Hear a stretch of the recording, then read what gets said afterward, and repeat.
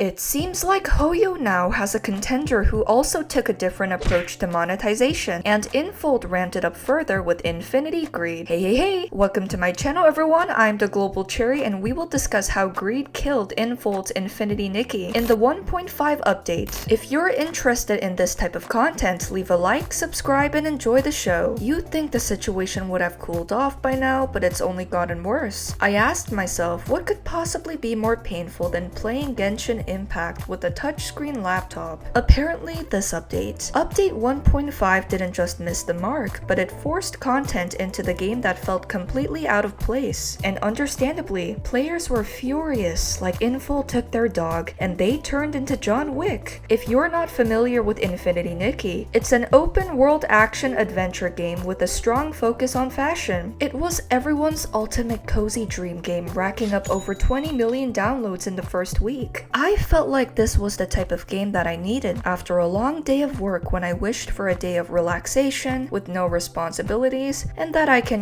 die.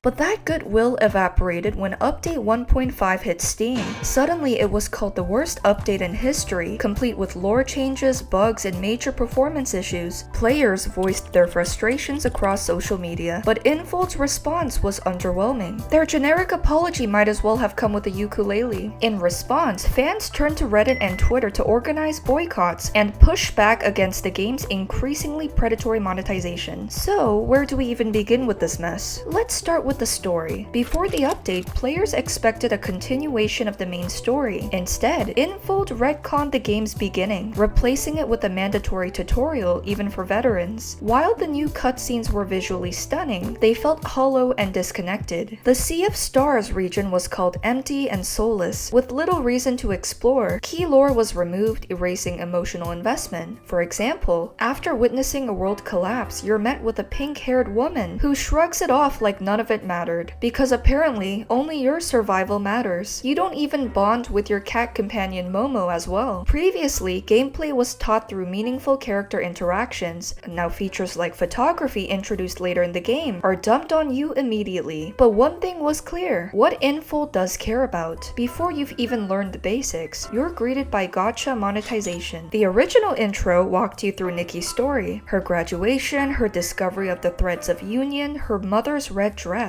and her sudden journey to another world to save it. It taught you how to play clearly while building an emotional foundation. Now that key outfit, once presumed to be something you'd earn at the end of the story, has been retconned entirely. Meanwhile, Infold has ramped up players' FOMO with limited time sales on outfits like the mermaid dress and the black phoenix dress from the intro. Players get only 3 days to buy an early access gacha bundle with 17 pulls usable only for update 1.5. After that, pulls expire or convert to the permanent banner, but this still makes you worse off than late buyers. Infinity Nikki also sold a $70 bundle, mostly for bathtub photos with no separate item purchases. Although it was later shown discounted to $14, it had never appeared in the market store before, making many suspect the discount was fake, an illegal practice in the EU. On top of that, the number of 5-star outfit pieces increased from 9 or 10 to 11. To unlock evolutions and abilities, you must collect the full outfit. The pity system makes it a gamble. About 20 pulls per 5-star piece, 10 pulls for a 4-star piece on a 5-star banner, and 5 pulls for a 4-star piece on a 4-star banner. You will now need 220 pulls for an 11-piece 5-star set, and each pull costs $1. For evolutions to come with the 5-star outfit, you essentially need to pull twice, totaling 440 pulls, and costing up to $440. The Black Phoenix dress went from 10 to 11 pieces, with the added socks, which you pay for but can't even see. We can never tell. I might actually puke. Get back a little. I'm gonna puke. Stay back. Oh my.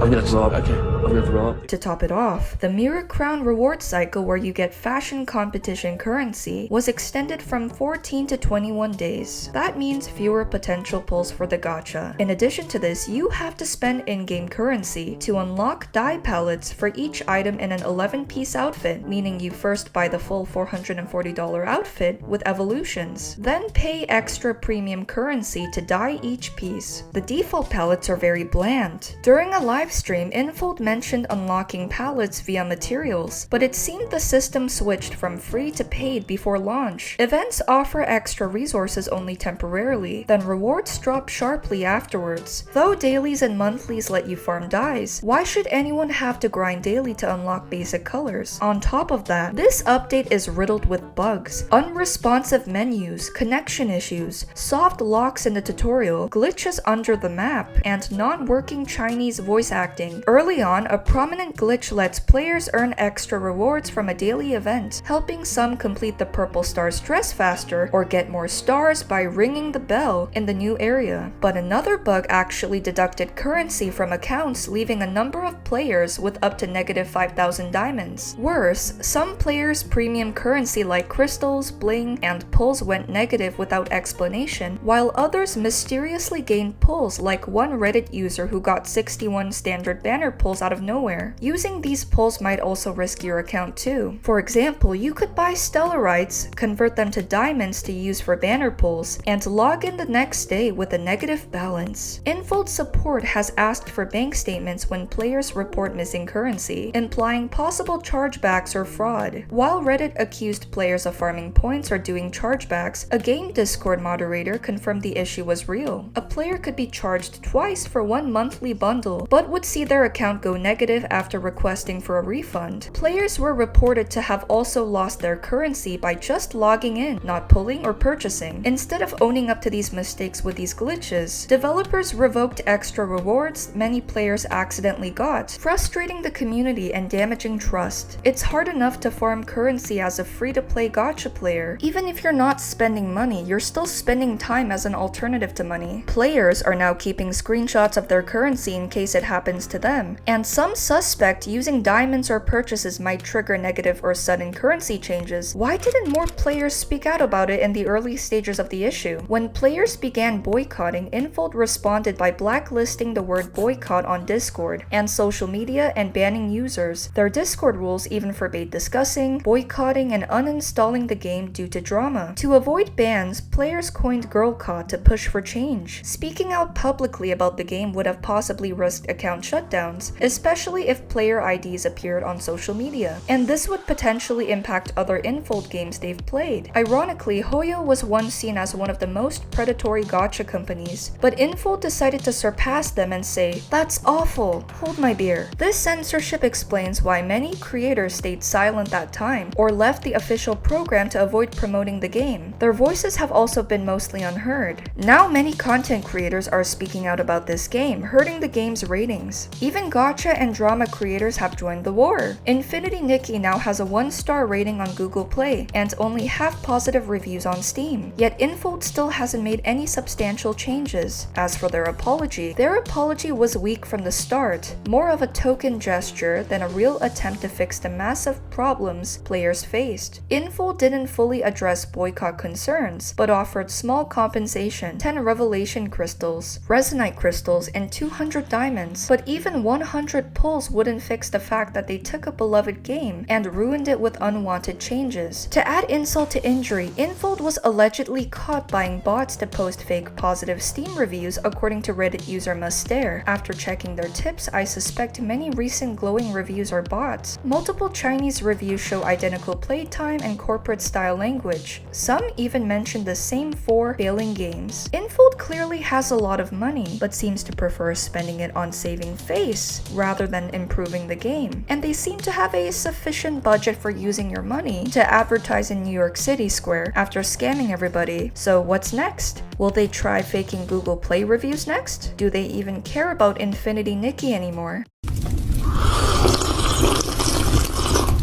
They did send out a survey to their players, but went silent afterwards when players needed answers. And instead of fixing core problems, they nerfed a new 11-piece gacha outfit instead, making it float worse than a free outfit. This move only shows how greed has disconnected them from what players want, and I think we should bring more eyes to this issue and keep Infold in the hot seat. Then maybe something can start to change. What do you think? That is all for today. If you enjoyed the video, please make sure to leave a like, subscribe for more content like this, and comment your thoughts below on the Infinity Nikki situation. If you're an Infinity Nikki player, has the actions of the team impacted your trust in this game? Thank you for watching, and that's all.